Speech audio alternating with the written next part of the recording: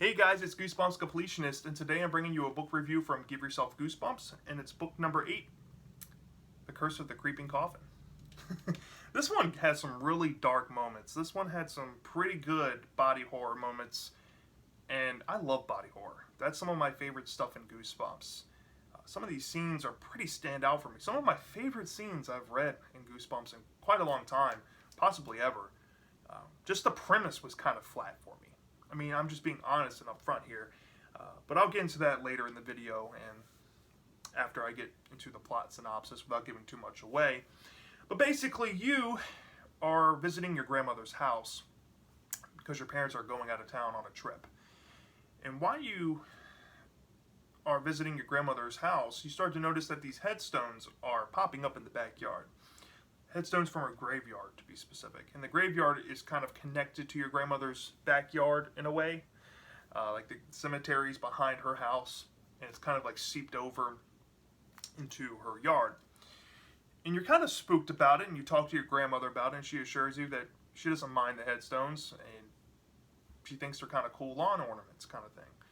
But you think there's something off, and you start to notice these ghosts coming in and out of the house. These ghosts have a borderline demonic feel to them, and as you'll go throughout the story, depending on what path you take, if you choose to stay at your grandmother's house, you have to deal with this potential curse that's being enacted not only on your grandmother but you as well, since you're staying with her now. And then if you choose to go the different route by calling your parents and having them come home from their trip early and taking you home, you'll go a completely different route where a ghost has followed you home and you have to deal with that situation. So if you stay at the grandmother's house and do that story arc, I do think this is the better story arc, and it does offer the best ending in my opinion. But anyway, if you stay at your grandmother's house, you start to learn of this ghostly woman named Elvira that's inside of your grandmother's house, and she's trying to take over your room. At the same time, two fraternal twins, a boy and a girl, are mischievous, and they're trying to lock you in the basement. There's some really creepy scenes involving that. There's a lot of ghastly, jaw-dropping scenes in this book. I think a lot of people will enjoy. But basically, once you maneuver around these ghosts, you learn that you need to talk to this Ghostbuster type of guy. Now, this Ghostbuster guy tried to convince your grandmother that her house was haunted because these headstones started popping up, and she didn't want to believe it because she's a disbeliever, I guess.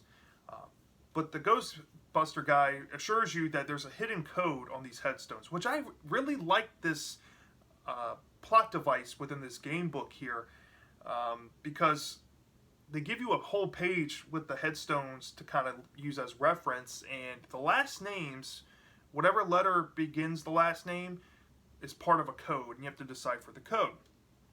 And as you go on through the book, sometimes the code runs the risk of being complete, sometimes it changes, but the point of it is that the code is incomplete, and there's one headstone left in the code.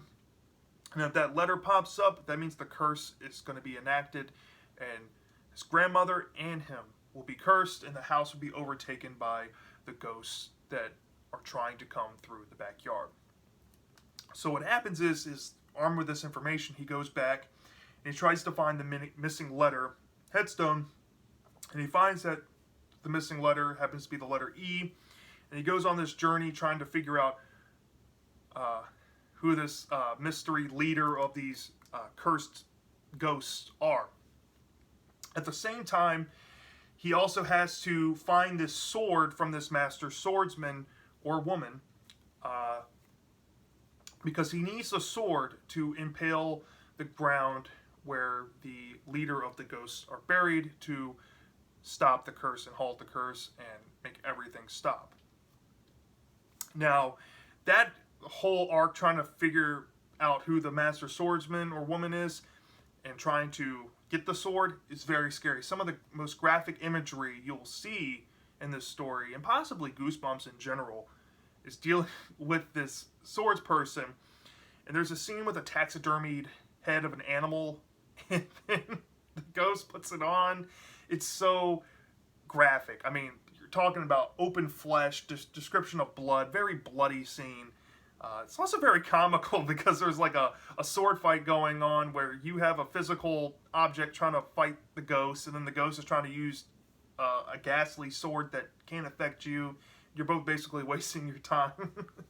So I got a lot of enjoyment out of dealing with the swords person. But anyway, once you get the sword, now you have to decipher the possibilities of grays on who the main antagonist really is. And then ultimately, you have to have an interaction with that person, and then the story will end. The best ending possible kind of leaves it kind of ambiguous, like it's good and bad at the same time. I don't want to spoil the end or who the person is because I want you guys to read the book. But trust me, it's a very good story arc. You'll really love the grandmother's house story arc. Now going to the second story arc, if you go back home and you have the ghost come home with you, this is the inferior arc to me, and this is where a lot of the story felt flat for me. But there are some highlight moments. So basically, you go home and you have this ghost follow you home, and the ghost wants you to do something specific for it. And if you do it, he'll leave you alone. And it's kind of, you know, I don't really know how to describe it, but basically you have to consider, you know, going at this alone, having your childhood bully help you, or have your best friend help you. If you go the childhood bully route, that's a really funny route. I recommend trying that if you're trying this book. It's hilarious. You'll really love it. You can't really go at it alone. As you'll know, you'll end up being pretty much forced to go the friend route and choosing your friend. And this is where the story gets kind of lame. I don't want to spoil much because if I go into too much depth, they'll give it away. But basically, you go over to your friend's house and your friend's brother gets involved, and there's a whole big convoluted situation. But basically, as you'll come to find out, if you do all of the options, you'll learn that the best option is to kind of ignore the ghost, and that's the only way you'll get a fitting ending. A lot of the endings in this arc aren't the best endings whatsoever. It's not like they're bad endings, like something bad happens to the character. They just aren't good endings. Like, they don't make sense and they don't really matter. That's my biggest criticism with the second story. But all in all, I will say the good ending you do get is a pretty satisfying ending, I must say. And basically, that's The Curse of the Creeping Coffin. Now, some of the strengths on this book, like I said, some very highlight moment scenes, very graphic. Like I said, the attic scene dealing with the taxidermied head, dealing with the swordsman, dealing with the bully in the second arc. A lot of good stuff in this book. Just the premise of the book kind of fell flat in the second arc for me. I don't like the second arc pretty much at all, but I really like the Grandma's House arc. And that's what I would go back and reread the story for, personally. The negatives, like I said, it's that second arc. It's that going back home with the ghost following you. Wasn't a big fan.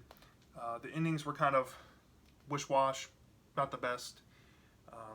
And honestly, all the best writing and the best scenes went towards the Grandma's house, and I felt like they needed some more concentration on that second arc. But yeah, let's get into the rating. If I had to rate this book from a 0 to 5 star basis, I don't know. Let's get into what I would deduct off first. The second arc, just in general, I think I'm going to deduct at least 0.5 off. And I think that's fair. The second arc, going home with the ghost following you, did not do it for me. Not going to lie. And the endings on top of it, the endings, you know, could have made up for it, but they really didn't do much. So I deducted another, I guess I'll deduct 0.3 off. So we're at a 4.2. And I think that's where I'm going to leave it. I'll grade it a 4.2 out of 5. I think that's a pretty fair grade. It's a above average. It's a very above average Give Yourself Goosebumps book. You will enjoy this story. Maybe more than I did. Maybe you'll enjoy the second arc more than I did. But there's a lot of good scenes in this book. Something to really enjoy when you're reading this, and you're going to get creeped out. I can promise you that. So yeah, that's Curse of the Creeping Coffin. Let me know in the comment section. Did you love it or did you hate it? I'm dying to know, and I'll see you next time.